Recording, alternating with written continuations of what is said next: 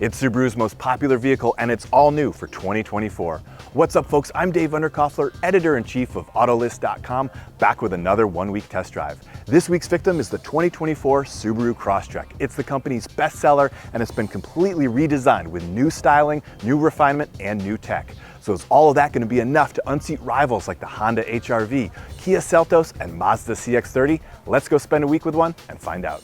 All right, let's take a look at the exterior of this new Crosstrek. The one you see here is a fully loaded limited trim plus some options. So as you see it, it's $34,600 including destination. That's about as pricey as the Crosstrek's gonna get.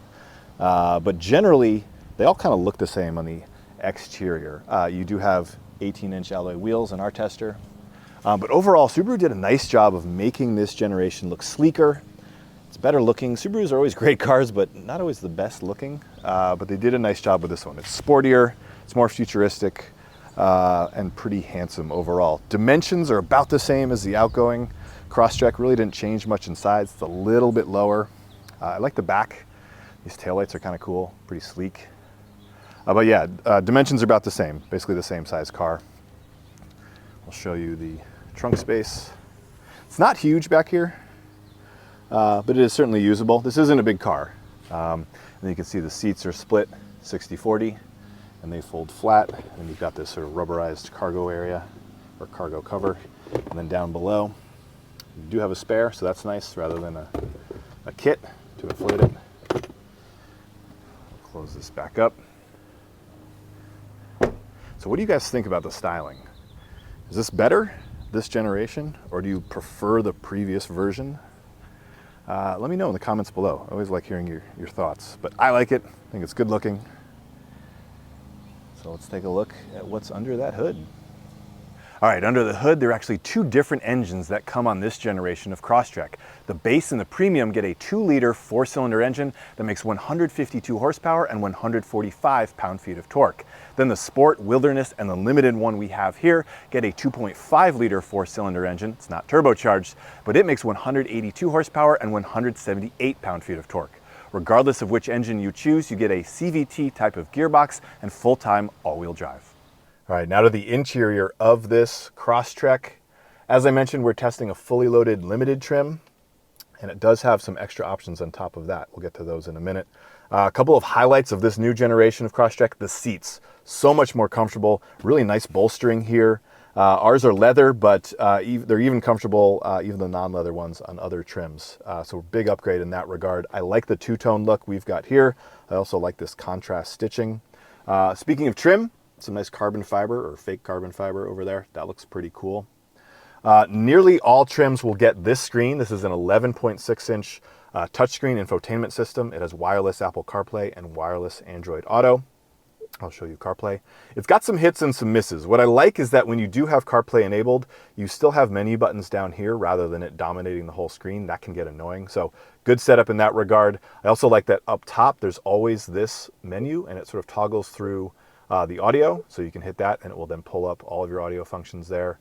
You can go through the navigation system. There's some readouts for the car itself, some weather, and then some settings for the drive modes. So that's pretty cool to have that always there. And then down below, we've got climate control. This is always here no matter what's on this screen. You hit this, it will show all of the functions for the climate control. You do have physical buttons here for the temperature for both passenger and driver. That's nice. And I really like physical buttons for the volume and for the tuning. So that's a pretty nice setup. Moving over here, not a big digital screen. It's just this. Other competitors of this Crosstrek are starting to use fully digital screens, so just something to consider. And then the steering wheel, leather wrapped on our limited trim.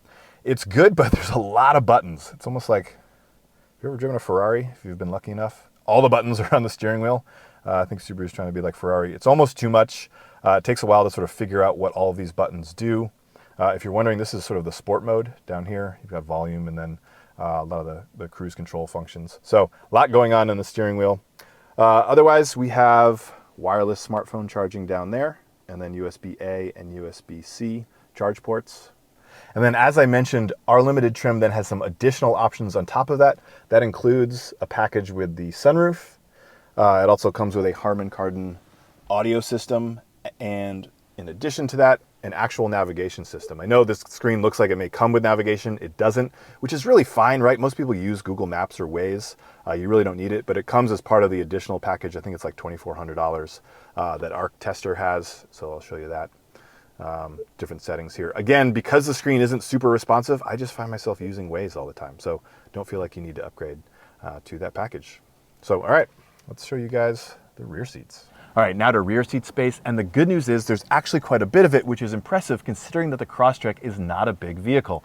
So if you've seen our videos before, you know the drill. I put the front seat to where I would have it if I were sitting up there. I'm 6'1", so basically I'm sitting behind myself. And as you can see, I've got plenty of room all around. That's for my legs, my feet, my knees, and plenty of headroom, and that's impressive considering there's also a sunroof on our test model. So overall, this is a great place for taller adults to spend some time.